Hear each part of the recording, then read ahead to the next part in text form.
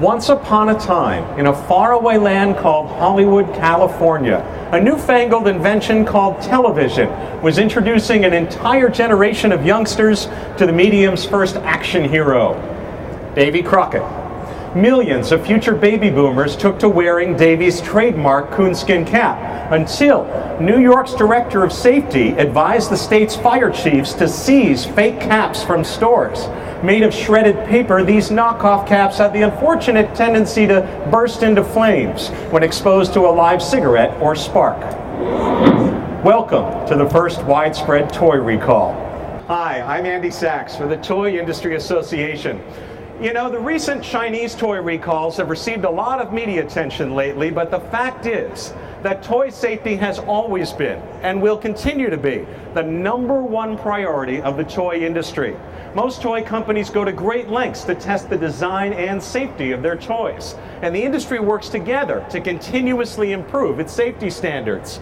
Recalls play an important role in that safety assurance process. You know, they're a crucial safety valve in a robust design and manufacturing system that has produced billions and billions of safe toys for decades. The reality is that the vast majority of the toys sold in the United States are safe, with only a minuscule percentage of toys posting any type of safety issue. You know, even in this past year of heavy media coverage on recalls, recalled products represented less than 1% of all toys sold in the U.S. annually. And year after year, toys are ranked by the U.S. Consumer Product Safety Commission as among the safest of 15 common consumer product categories in the home. Now that's an important but rarely reported news headline. Speaking of the CPSC, did you know that they oversee over 15,000 types of consumer products for all ages, but nearly half of their annual budget is earmarked just for toys and other children's products? It's clear that toys are among the most regulated consumer products in the United States and are held to a higher standard than almost any other type of product. The toy industry wouldn't have it any other way. After all, we're parents and grandparents too. An interesting side note about toy safety: did you know that most toy-related accidents are the result of product misuse and lack of supervision? It's true. If you want proof, consider this popular little people bus. Not much to it. Simple rolling bus, open at the top to insert the school bus riders. What could possibly be unsafe about this delightful product? Absolutely nothing, unless an enterprising toddler decides to take 2 of these, slip them on her feet, use them as roller skates. This potentially dangerous situation actually happened in a daycare setting, despite many safety reviews during the product's design and production stage. It led to a redesign of the product, so there would no longer be a hole here in the top to insert the little people or the little toes. Product misuse is responsible for many of the so-called toy-related injuries that are reported each year. Consider this: it's late at night. Your kids didn't put away their toy truck before going to sleep. They left it right in the hallway. Now, if you trip over that toy truck on your way to the bathroom, you fall and you break your arm, that's considered a toy-related injury. The toy can't be blamed, but nonetheless, it's counted as a toy-related injury. When it comes to toy safety, both manufacturers and parents have to think like a kid. You have to envision how a child's imagination might use a toy, even if it means thinking about possible unintended uses or misuses. As a parent, you have to consider the family environment as a whole, whether you have older kids with more advanced playthings or maybe younger children, especially those under 3 years of age.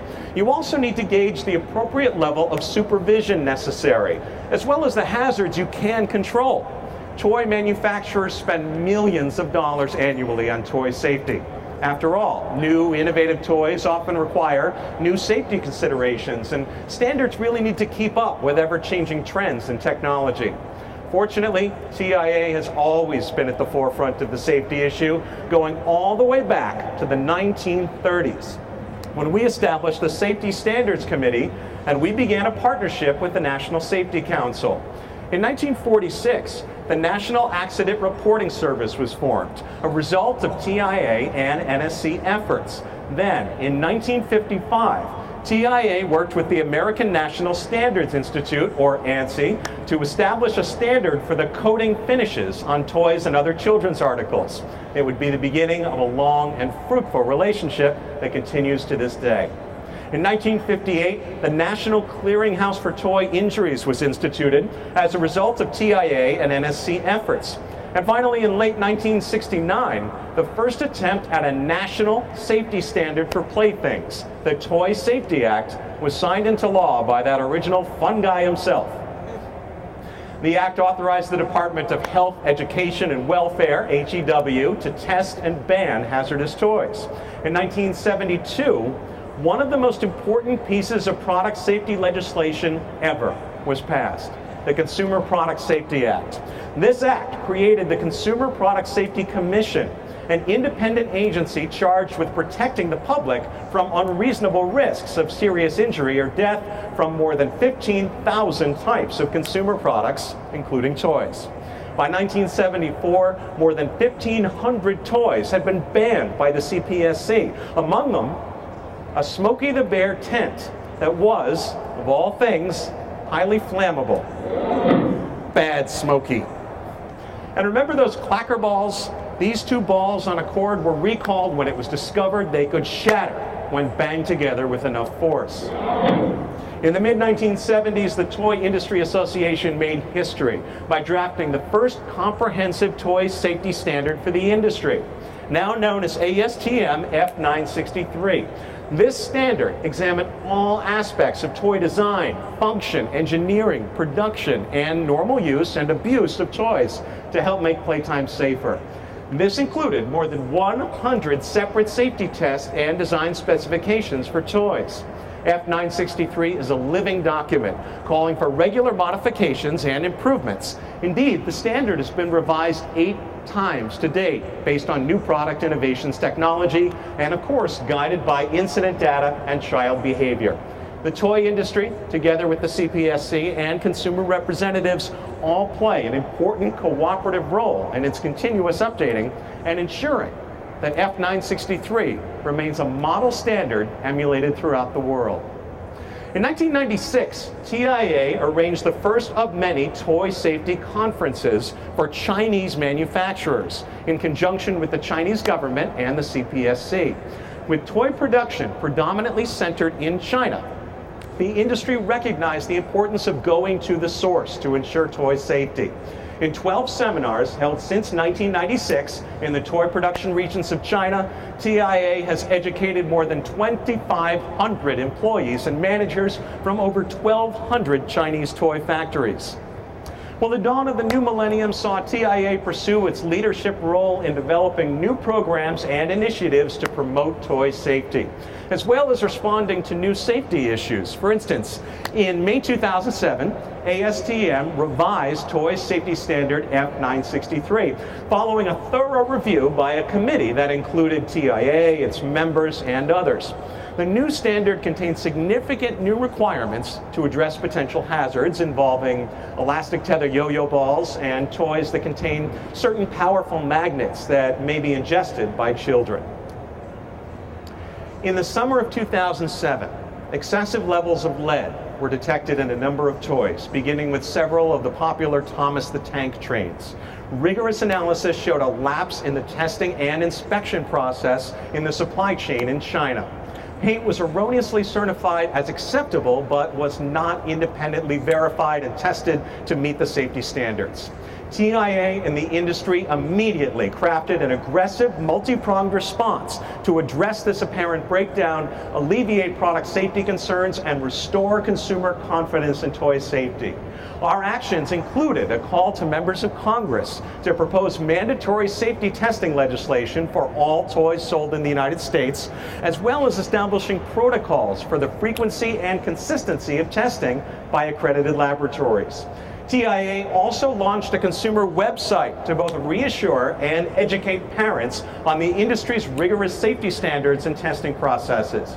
This site provides positive messaging about toy safety from pediatricians, consumer advocates, and other third-party experts.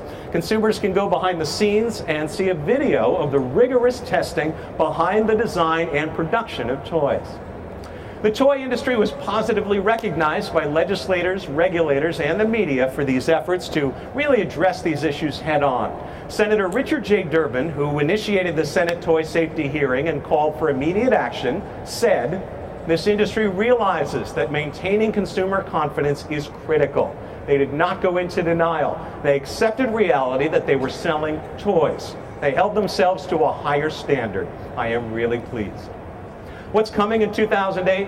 Well, for starters, a new conformity assessment program being developed by TIA and the American National Standards Institute, and a working group of safety experts and industry, government, and consumer representatives. So many manufacturers are already doing the right thing, but this program will help level that playing field and ensure that all toy manufacturers do a consistent testing and inspection protocol for the design and manufacture of safe toys. TIA is also considering a new safety assurance mark that would appear on safety-compliant toy products and packaging, as well as a new public information campaign to communicate all these initiatives and really help improve awareness of the toy industry's dedication to safety. Well, unlike all fairy tales, folks, the story of toy safety doesn't end with, "and they all lived happily ever after." Ensuring the safety of our children and the toys they play with is a never-ending priority for the toy industry. TIA believes that the relentless focus on toy safety has made the new generation of toys, many of which are on display right here at the Javits Center, among the safest ever. And we're confident that by working together with government and third-party agencies, as well as our manufacturing partners from around the globe, we can help ensure safe play for generations of children to come. Thank you very much for listening, and enjoy your time here at Toy Fair 08. Thank you very much.